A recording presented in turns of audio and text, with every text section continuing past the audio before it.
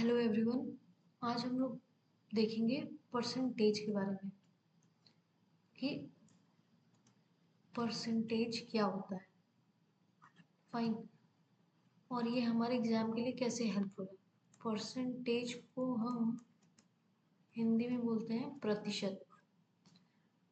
देखिए, परसेंटेज के questions directly तो हमारे एग्जाम्स में नहीं आते हैं। मान लीजिए सिंप्लीफिकेशन में कभी कभी कुछ क्वेश्चंस आते हैं, वो भी क्लरिकल और प्रीलिम्स लेवल के जो एग्जाम होते हैं उसमें। बाकी डायरेक्ट मेंस लेवल में डायरेक्ट हमसे परसेंटेज का क्वेश्चन नहीं पूछेगा।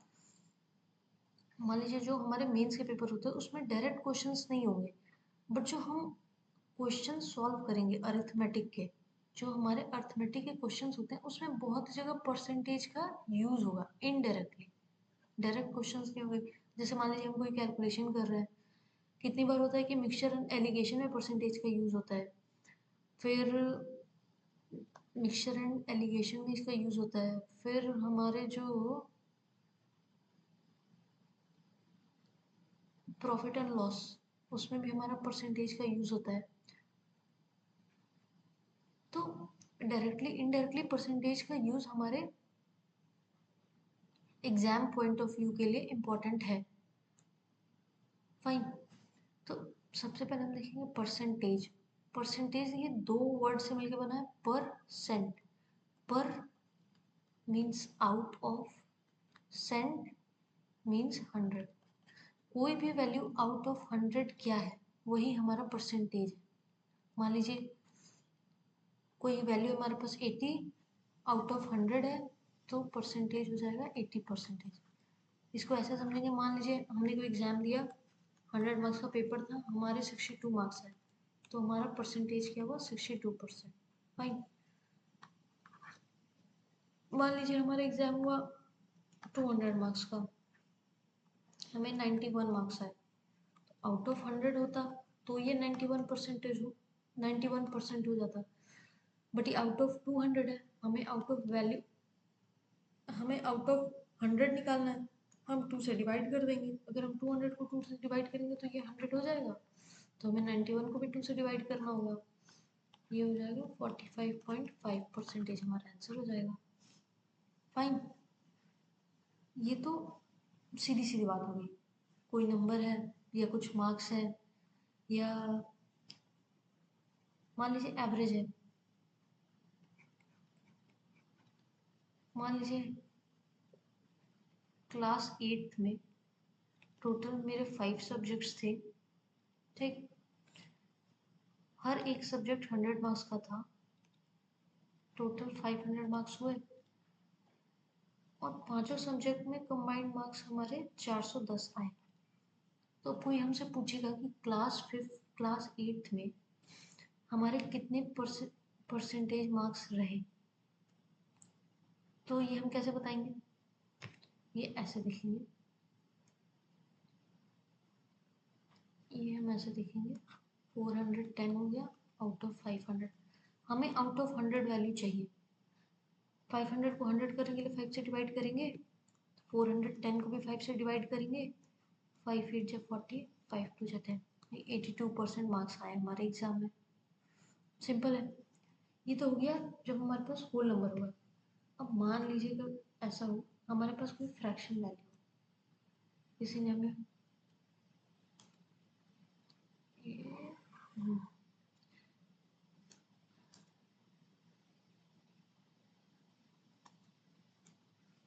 किसी ने हमें बोला कि एक क्लास के 3/4 बच्चे मैथ्स में पास हो गए। फाइन। तो उस क्लास में कितने परसेंटेज बच्चे मैथ्स में पास हुए, कोई पूछ सकता है। सिंपल सी बात है कि अगर किसी क्लास में कुछ बच्चे हैं, टोटल जितने बच्चे हैं उसमें से 3/4 फोर्थ पार्ट जो है वो मैथ्स में पास हो गए, तो हमसे पूछेगा कितने परसेंटेज स्टूडेंट्स पास हुए उस क्लास के। देखिए, जब हमारे पास कोई नंबर हो, होल नंबर, जो आउट ऑफ 100 हो, जो आउट ऑफ 100 हो, तो वो एज इट इज वो पूरा नंबर हमारा परसेंटेज हो जाता है। या मान लीजिए कोई हमारे पास नंबर हो वो आउट ऑफ 100 ना हो, तो हम उसको आउट ऑफ 100 करके उसका जो वैल्यू आएगी वो हमारी परसेंटेज हो जाएगी। बट अगर हमारे पास कोई फ्रैक्शन दिया हो तो उसका परसेंटेज निकालने के लिए हमें इंटू 100 करना होगा। फाइन, ये हो गया 75%। समझ गए? हमसे बोला 3/4 बच्चे मैथ्स में पास हुए, तो पास जितने बच्चे पास हुए उसका परसेंटेज बता दो। कुछ नहीं करना है, 3/4 को 100 से मल्टीप्लाई कर देंगे, 75% हमारा आंसर आ जाएगा। मान लीजिए कोई मेरे से पूछता है कोई एक मिक्सचर है, उसमें 1/4 पार्ट वाटर है, तो पहले तो ये बताइए कितना पार्ट मिल्क हो जाएगा। मिल्क एंड वाटर का अगर मिक्सचर है तो 3/4 पार्ट मिल्क हो जाएगा। अब मान लीजिए हमसे कोई पूछता है या तो वाटर का परसेंटेज पूछ ले, मिल्क का परसेंटेज पूछ ले। फाइन, मान लीजिए हमसे पूछा जाए मिल्क का परसेंटेज बताओ, कुछ नहीं, सिंपल 3/4 इंटू 100 कर देंगे, 75% आ जाएगा। सिमिलरली कोई हमसे बोलेगा वाटर का परसेंटेज बताओ, 1/4 इंटू 100 करेंगे, 25% आंसर आ जाएगा। कोई दिक्कत? कोई दिक्कत नहीं है। मान लीजिए क्वेश्चन आएगा हमारे पास कि मिक्सचर एंड एलिगेशन के क्वेश्चंस आते हैं प्रॉफिट एंड लॉस में, अरे परसेंटेज में, प्रॉफिट एंड लॉस के क्वेश्चंस आते हैं परसेंटेज में। मान लीजिए कोई प्रोडक्ट है जिसका कॉस्ट प्राइस 250 रुपीज़ है, ठीक। शॉपकीपर ने उस प्रोडक्ट को 10 रुपीज़ के लॉस पे सेल किया, ठीक। मतलब उसने 240 रुपीज़ में सेल किया, ठीक। तो हमसे पूछेगा कि उसने कितने परसेंट के लॉस पे सेल किया, ठीक, पूछा जा सकता है हमसे। अब कैसे निकालेंगे लॉस परसेंटेज? देखिए, ये हमारे पास कॉस्ट प्राइस है, ये हमारे पास सेलिंग प्राइस है, ये हमारे पास लॉस है। तो ये बताइए जो हमें लॉस होगा, मतलब जो हमें घाटा हुआ, वो हमारे कॉस्ट प्राइस पे हुआ। कैसे? मान लीजिए ये जो लॉस है या ये जो प्रॉफिट होगा, मान लीजिए हमें 10 रुपए का प्रॉफिट होता, मेरा जो प्रोडक्ट का कॉस्ट प्राइस है उसमें हम 10 रुपीज़ ऐड करके बेचते, यहाँ पे हमें 10 रुपीज़ का लॉस हुआ, हम इसमें 10 रुपीज़ सब्ट्रैक्ट करके सेल कर रहे हैं। फाइन, तो जो भी हमारी वैल्यू है वो रिलेटेड है हमारे कॉस्ट प्राइस से। फाइन,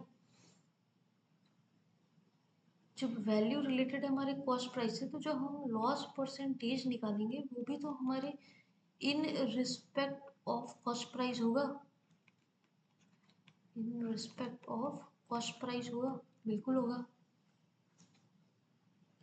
तो मान लीजिए हमसे पूछ रहा है कि हमने 10 रुपए के लॉस पे बेचा, तो हमने कितने परसेंटेज के लॉस पे बेचा। तो अगर हमने 10 रुपए का लॉस किया 250 रुपए पे, तो ये आ जाएगा 1/25। और फ्रैक्शन को अगर परसेंटेज में कन्वर्ट करना हो तो अभी हमने देखा 100 से मल्टीप्लाई करना होगा, तो हमने 4% के लॉस पे सेल किया। कोई दिक्कत?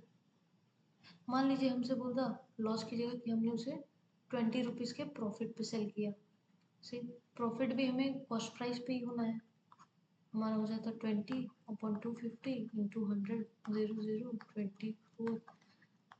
जी हमने 8% के लॉस पे प्रोडक्ट को सेल किया। कोई दिक्कत? कोई दिक्कत नहीं है। कभी कभी हमसे, कभी कभी एग्जाम में ऐसे भी क्वेश्चन आते हैं, एक सेकंड, ऐसे भी क्वेश्चंस पूछ लिए जाते हैं।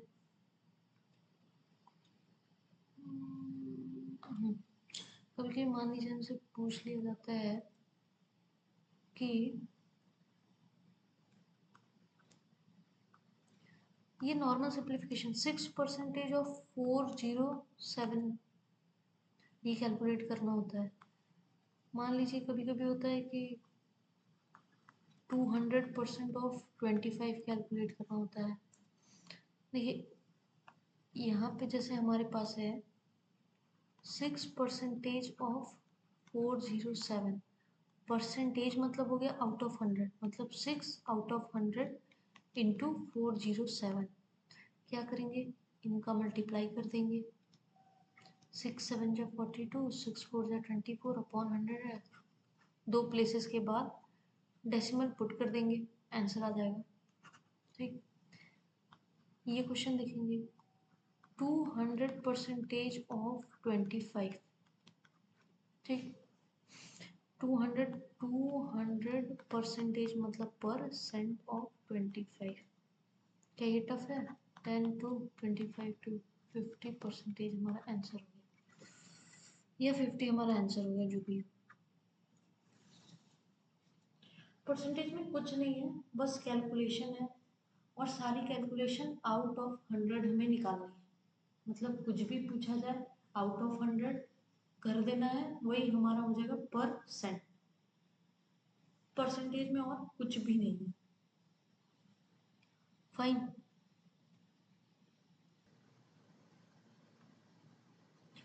ये कुछ क्वेश्चंस है परसेंटेज के, एग्जाम्पल के लिए हम इसको देख लेंगे। यहाँ पे हमें दिया हुआ है 25% ऑफ 208, 25% ऑफ 208, ये हो जाएगा 4 टाइम्स 4 5 जा 20, 4 2 जा 8, ये हमारा आंसर हो गया। नेक्स्ट क्वेश्चन है हमारे पास 99% ऑफ 263। देखिए अगर इसको हम कैलकुलेट करेंगे, मतलब एज पर एक्सप्लेनेशन यहाँ पे 99% को हम अपॉन 100 कर देंगे, तो हमें 99 का 263 में मल्टीप्लिकेशन करना होगा, तो कैलकुलेशन थोड़ी सी लंबी हो जाएगी। एग्जाम में हमें क्या करना है, हमें मैक्सिमम टाइम सेव करना है। अच्छा ये बताइए, अगर हम 99 इंटू 263/100 है मेरे पास, तो हम 99 को ऐसे लिख सकते हैं 99 इंटू 263/100। कोई दिक्कत नहीं है, ये दूसरा स्पेस लेंगे। 99 को हम 100 माइनस 1 लिख सकते हैं, 263/100, ये 263 माइनस 2.63 हो जाएगा, नॉर्मल इसका सब्ट्रैक्शन कर लेंगे, हमारे पास आंसर आ जाएगा 73.0, 260.37 हमारा आंसर हो जाएगा। ठीक, बट इससे अच्छा तो हम मल्टीप्लिकेशन ही कर लेते, इतना टाइम लगा नहीं, ये जो टाइम लगा ये एक्सप्लेन करने में लगा। अब देखिए एग्जाम में जो हमें कैलकुलेशन करनी होगी वो कितनी करनी होगी वो मैं बताती हूँ।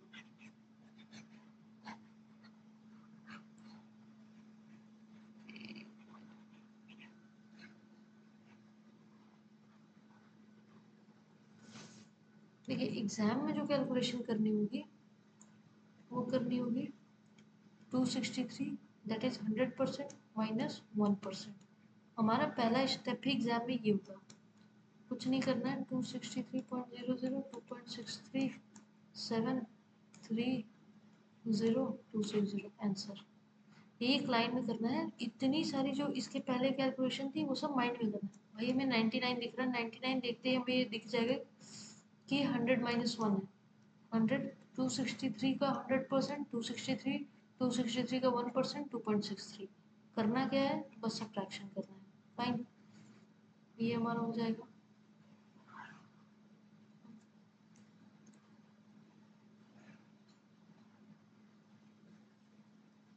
लास्ट क्वेश्चन देखेंगे, ये हमारे पास लास्ट क्वेश्चन है 51% ऑफ 63। इसको भी अगर हम देखेंगे तो 51/100 इंटू 63, कोई भी कैंसिल आउट नहीं हो रहा। 51 का 63 में मल्टीप्लाई करके 2 डेसिमल प्लेसेस पहले पे 0 लगाना होगा, थोड़ा सा लेंदी हो जाएगा। 51 का 63 में मल्टीप्लाई करेंगे, टाइम लगेगा 63, फिर 51, 63, 3 5 15 6 5 30 31 3 11 2 3 32.13, ये एक टाइम लगेगा। मान लीजिए वैल्यू छोटी है, मल्टीप्लिकेशन करने में बहुत टाइम नहीं लगा, बट अगर वैल्यू बड़ी होगी तब हमारा टाइम लॉस होगा। यहाँ पे हम करेंगे 50% हमें दिख रहा है, इसको हम 50% प्लस 1% लिख सकते हैं ऑफ 63। 63 का 50% मतलब हाफ, 50% मतलब क्या हुआ 50/100 दैट इज 1/2, मतलब 63 का हाफ। 63 का हाफ होगा 32.5, यही होगा ना? नहीं, 31.5 होगा।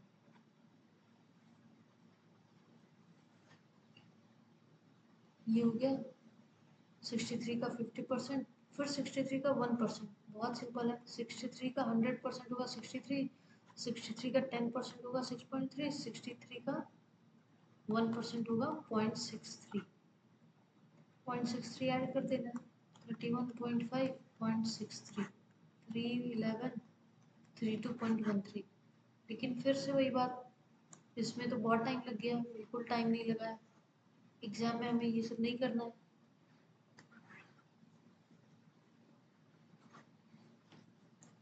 एग्जाम में हमें क्वेश्चन दिखेगा 51% ऑफ 63 दिखेगा। हमें क्या करना है,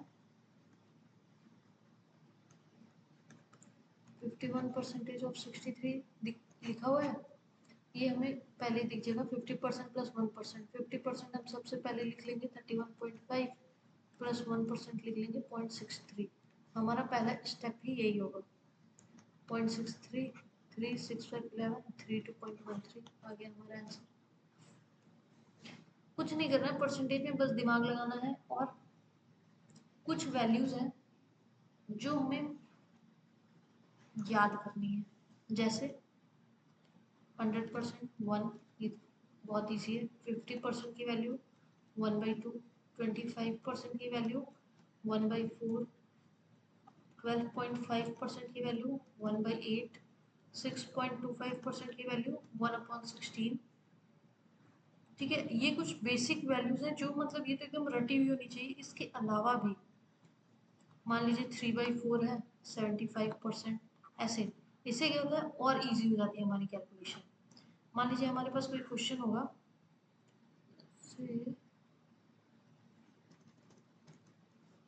मान लीजिए हमारे पास कोई क्वेश्चन आया 3/4 ऑफ 728, नहीं सॉरी, मान लीजिए हमारे पास कोई क्वेश्चन आया 75% ऑफ 728। इसे हम देखेंगे तो अगर हम 75/100 करेंगे इंटू 728 करेंगे, फिर इसको डिवाइड करेंगे, बहुत टाइम वेस्ट होगा। लेकिन अगर हमें पता है कि 75% की वैल्यू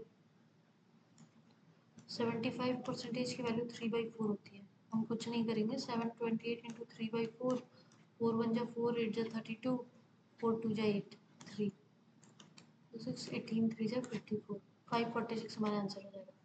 तो ये कुछ वैल्यूज है जो हमें बिल्कुल याद करके रखनी है, जिससे हमारे कैलकुलेशन में और टाइम सेव होगा। ओके।